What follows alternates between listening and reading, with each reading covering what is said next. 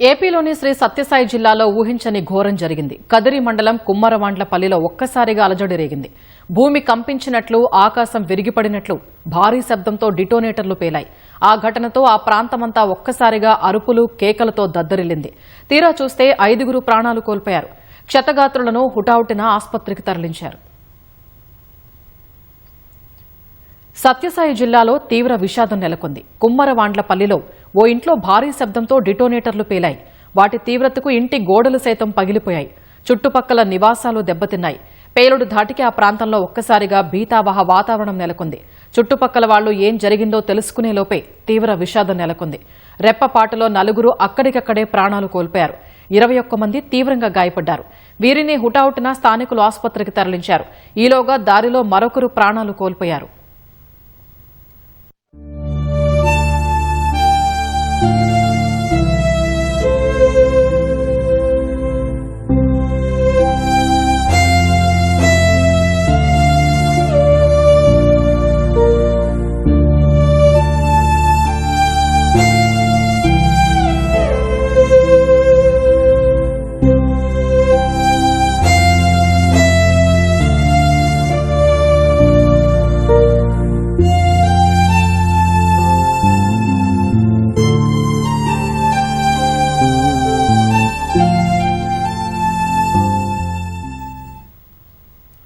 ఓ ఇంట్లో కూలీ డిటోనేటర్లు నిల్వ ఉంచినట్లు స్థానికులు తెలిపారు. అవి పేలడంతోనే భారీ ప్రమాదం జరిగిందన్నారు.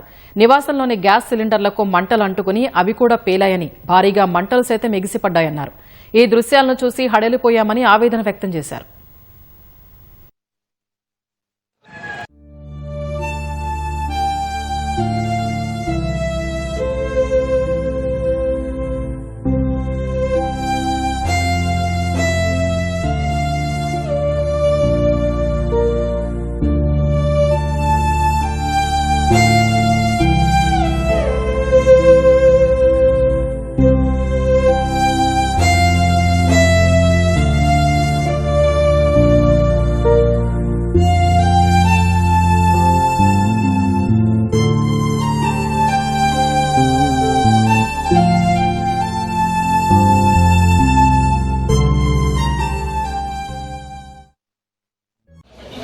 నా పేరు నూరు మొహమ్మద్ సార్.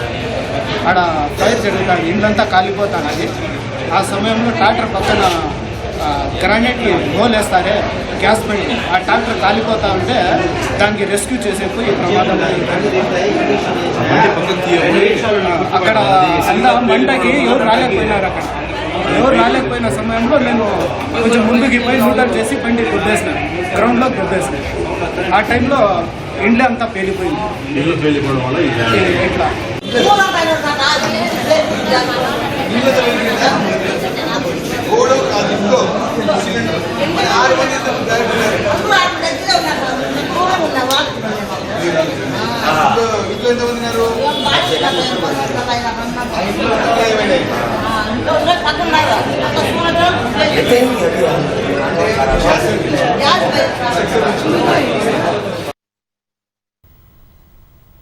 ప్రమాదంలో గాయపడిన వారికి ప్రభుత్వాసుపత్రిలో చికిత్స అందిస్తున్నారు. వీరిలో 11 మంది పరిస్థితి విషమంగా ఉన్నట్లు వైద్యులు తెలిపారు.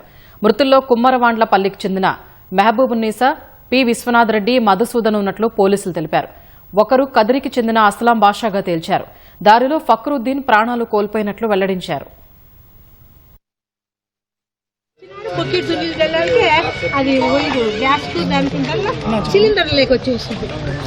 సిలిండర్ కు అది పఠామని పేలి అదంతా కాల్తాంది. మేము ఈ వాళ్ళు ఫోన్ చేస్తుంది, కరెంట్ ఆఫ్ చేశారు. సిక్స్గా వచ్చేసి వాళ్ళ వైరు ఇచ్చేయకపోతే నేను ఇక్కడ వచ్చేసి బిడ్డలు నిలుచుకొని మళ్ళీ నీళ్ళు ఇచ్చేయకపోతుంది. అది మళ్ళీ ఇంకోటి ఇటీ పండుకోలే. అప్పుడు నా కళ్ళు కనిపించాలి. ఆడుందామా చాలా మంది వచ్చినారన్న వేరే వాళ్ళు 6 పేకి వాళ్ళకి పాపం అయినా అంతా బయట ఉండి నేను సంజీవన్న బండి వేసుకొని పోతాండే కళ్ళు కనిపించలే.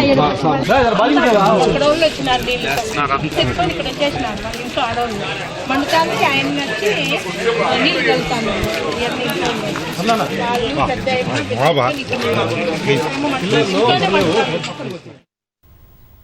పేలుడు తర్వాత ఘటనా స్థలిని స్థానిక ఎమ్మెల్యే కందికుంట వెంకటప్రసాద్ పరిశీలించారు.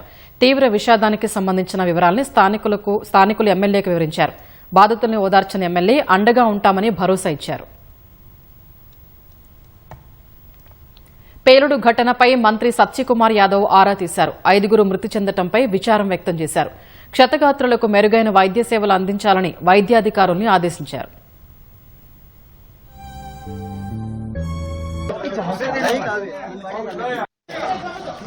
उसके नीचे